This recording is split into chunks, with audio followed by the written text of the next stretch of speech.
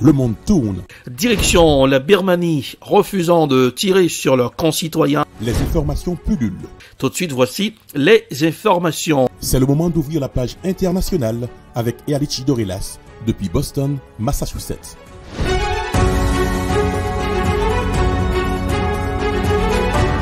Mesdames, Messieurs, bonsoir. C'est l'heure de la page internationale au grand journal du 14h.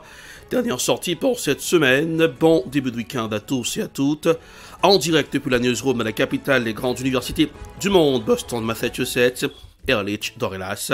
Pour la présentation, à Jacques Mel pour présenter ce grand journal. Joël François et Smith Jean-Julien. Robins sur les meneurs techniques. Bonsoir aux auditeurs de la radio évangélique Hosanna 102.3 FM. À Jacques Mel, le président américain Joe Biden a appelé hier jeudi les citoyens américains à quitter l'Ukraine, maintenant en raison du risque accru d'une invasion russe, en avertissant que la situation pouvait vite s'emballer, malgré les efforts diplomatiques des dernières semaines.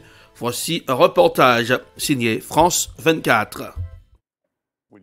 Face à la crise en Europe de l'Est, Joe Biden monte encore d'un ton et s'adresse directement à ses ressortissants basés en Ukraine. Voilà ce que je demande. Les citoyens américains présents là-bas devraient partir maintenant. En face, il y a l'une des armées les plus puissantes au monde. Les événements pourraient très vite s'emballer. Pas question pour autant d'envoyer des soldats américains pour organiser une éventuelle opération d'évacuation, précise le président américain. Aux portes de l'OTAN, la tension est toujours aussi forte. En Biélorussie, l'armée russe poursuit ses exercices militaires prévus jusqu'au 20 février. Un déploiement jamais vu dans le pays depuis la fin de la guerre froide. Pour l'Ukraine, il s'agit d'une provocation supplémentaire à quelques kilomètres seulement de ses frontières. Pour l'heure, la voie diplomatique reste privilégiée par toutes les parties. À Berlin, les représentants russes, ukrainiens, allemands et français ont longuement discuté pour tenter d'avancer sur la question du Donbass, cette région séparatiste à l'est de l'Ukraine, en proie à la guerre civile depuis 2014.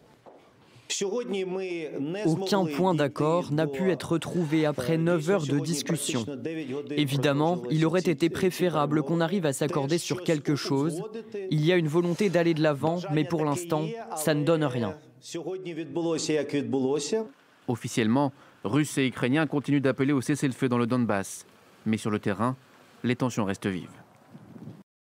Toujours la crise ukrainienne, des discussions difficiles entre la Russie, l'Ukraine, l'Allemagne et la France. Une réunion sous le format Normandie s'est tenue hier jeudi à Berlin pour évoquer la crise ukrainienne.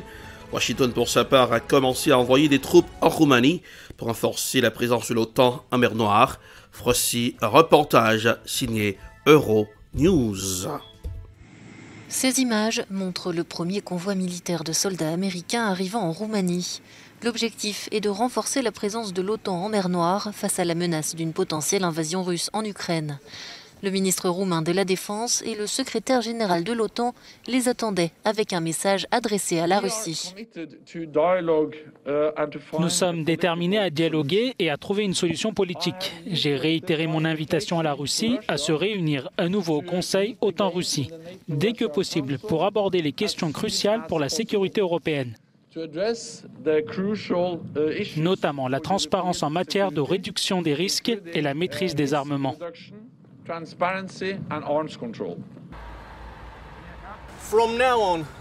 À partir de maintenant, les nouvelles troupes américaines nommées Task Force Cougar s'entraîneront avec l'armée roumaine. Le but de ces exercices militaires est d'accroître le respect mutuel et la confiance entre les deux armées. Le chancelier allemand Olaf Scholz a lui aussi insisté sur la nécessité de trouver une issue diplomatique au lendemain d'une réunion entre la Russie, l'Ukraine, l'Allemagne et la France sous le format Normandie. Je me rendrai la semaine prochaine à Kiev et à Moscou. Tout cela pour que nous parvenions à assurer la paix en Europe.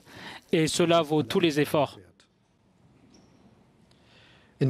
Mais les crises de ces dernières années ont également montré à quel point l'Union européenne est vulnérable. C'est une raison de plus pour renforcer l'Europe. Les discussions ont duré 9h30 et ont été qualifiées de difficiles par les négociateurs allemands et français. Une nouvelle réunion au format Normandie est toutefois prévue pour le mois de mars. Au Guinée-Bissau, 3 officiers accusent de tentative de coup de force. Il s'agit de l'ex-contre-amiral José Américo, Bubo Nachucho, ancien chef de la marine, Chami Yala, ancien officier, et Papis Djemé, tous arrêtés. Voici un reportage signé Africa News. La piste de narcotrafiquants évoquée par le président bissau-guinéen après la tentative de coup d'État du 1er février. Jeudi, Umaro Sissoko Embalo a accusé un ex-chef de la Marine nationale et 2 autres hommes arrêtés en 2013 par l'agence américaine antidrogue d'être derrière cette opération de déstabilisation avortée. Il s'agit de l'ex-contre-amiral José Américo Bubo Nachuto, chef de la Marine au début des années 2000, de Tchami-Yala, ancien officier, et Papi Djemé, arrêtés après l'échec de leur coup de force. Il y a 10 jours, le palais du gouvernement, siège des ministères, a été attaqué par des hommes armés pendant que le président et les membres du gouvernement y tenaient un conseil des ministres.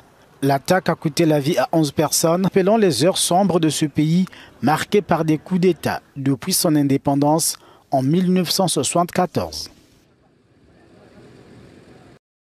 En Tunisie, le PDG de Tunisair a annoncé le 10 février en marge de la réception d'un nouvel appareil acheté par la compagnie aérienne que celle-ci allait entamer un plan de restructuration incluant de licenciement de 1000 salariés sur 3 ans.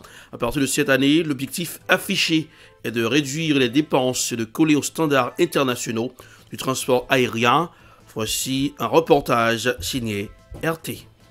C'est Tunisair pour l'acquisition d'un nouvel Airbus afin de compléter sa flotte vieillissante et assurer plus de longs courriers. C'est ce qu'a annoncé hier son PDG Khaled Chely dans le cadre du plan de relance de la compagnie déficitaire. Un plan qui comprend également le licenciement de 1000 salariés sur 3 ans dans le but, je cite, de restaurer les normes internationales. Le transporteur national a accusé une perte nette de 336,7 millions de dinars en 2020 contre 18,9 millions de dinars en 2019, soit une augmentation de 1681,5%. Avec une dette croissante de 2142 milliards en 2020, Tunisair coûte cher à un État au bord de la faillite, tout comme le nombre important de fonctionnaires pointés du doigt par le FMI qui a demandé des réformes express sur ce sujet. Tunisair ne déroge pas à cette spécificité typiquement tunisienne. Avec 7000 agents pour à peine 20 avions fonctionnels, la compagnie aérienne va à l'encontre des normes internationales qui fixent un nombre maximal de 80 à 100 agents pour chaque avion. Des difficultés qui ne datent pas d'aujourd'hui, accentuées par la crise du Covid et l'instabilité politique qui règne dans le pays. Alors que le gouvernement a annoncé un allègement des restrictions imposées aux voyageurs entrant sur le territoire national au vu de la stabilité de la situation épidémiologique, le pays espère reflouer les caisses de l'État avec une hausse du tourisme qui pourrait profiter et à la compagnie aérienne nationale et au secteur touristique en berne depuis 3 ans. Le mouvement des camionneurs qui a frappé le Canada arrive aux États-Unis. C'est de même pour la France. C'est un mouvement dont personne ne sait encore s'il peut perturber la campagne. En France, ils se font appeler les convois de la liberté. L'ambitionnement de bloquer Paris et Bruxelles sur le modèle de ce qui s'est fait au Canada. Ils dénoncent la lutte contre le Covid, le pass vaccinal, les prix des carburants et d'une manière générale le système. Voici un dossier spécial signé La 5 à l'émission C'est dans l'air. Ce matin, ils étaient une petite centaine à se retrouver au parc des expositions d'Avignon. Petit point logistique pour cette première étape du convoi de la liberté parti du sud avant une longue route vers Paris. Le camion est mis à disposition jusqu'à Paris, voire Bruxelles, en tant qu'assistance à ceux qui ont des besoins alimentaires. Christian, 77 ans, et Annie, 68 ans, arrivés de Brignoles dans le Var, ont loué spécialement un camping-car pour participer au mouvement et sont encouragés par les premiers dons de nourriture. Des biscuits, des chips, même des boissons. Et pour tout le convoi, un pain bio. Et vraiment... Et ça vous fait quoi, ça? Vous ressentez quoi? C'est énorme. C'est énorme. Là. Les gens qui n'ont pas pu venir avec nous ont participé à leur manière. Le couple non vacciné refuse de se soumettre aux restrictions sanitaires. Le pass vaccinal, hors de question. Vous croyez qu'on est libre? Est-ce qu'on peut aller au théâtre, au cinéma, au restaurant, boire un café, se poser sur une terrasse à l'hôpital? Il faut montrer pour rentrer à l'hôpital. Mais dans quel monde on vit? C'est plus possible. Selon le groupe Convoi de la Liberté sur Facebook, il serait plus de 340 000 à soutenir cette initiative avec des cortèges venus de toute la France, comme le montrent ces itinéraires partagés par les organisateurs sur les réseaux sociaux. Premier gros rendez-vous à Paris demain pour participer à la manifestation anti-pass vaccinal de samedi, puis direction Bruxelles en Belgique pour un rassemblement européen lundi prochain. Objectif, reproduire le blocage géant instauré par les routiers canadiens dans le centre-ville d'Ottawa depuis maintenant 13 jours. Ce mouvement, qui vise à protester contre l'obligation vaccinale imposée pour franchir la frontière avec les États-Unis, a rapidement pris de l'ampleur. Des centaines de poids lourds, rejoints peu à peu par des milliers de manifestants anti-mesures sanitaires, anti-gouvernement. Il n'y a pas eu de loi pour geler nos remboursements de prêts et ils n'ont pas baissé les impôts. Donc des gens perdent leur maison, ils perdent leurs entreprises, ils n'ont aucun salaire. Et on les contraint à se faire vacciner juste pour pouvoir garder leur emploi afin qu'ils ne perdent pas leur logement. Ce mouvement, parti du Canada, pourrait-il faire tache d'huile en France? Il rappelle en tout cas la crise des Gilets jaunes en 2018 et est observé de près par l'exécutif, même si une note des renseignements généraux décrit pour l'instant un mouvement loin d'être structuré. Hasard ou non, le porte-parole du gouvernement, Gabriel Attal, a expliqué hier que le pass vaccinal pourrait être abandonné d'ici quelques semaines.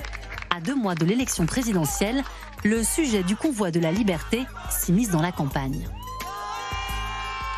Évidemment, on va tout de suite m'accuser de récupération. Non, c'est pas de la récupération. Je viens dire à ceux qui sont scandalisés par le pass vaccinal, ceux qui sont scandalisés par la hausse terrible du carburant, qu'il faut voter. Voter plutôt que bloquer. Mais non, mais l'un et l'autre, mais pas l'un à la place de l'autre. C'est ça que je veux dire. Il faut abroger maintenant le pass vaccinal et en finir avec toutes ces mesures liberticides qui n'ont pas d'efficacité dans la jugulation. Donc on verra des insoumis dans le convoi.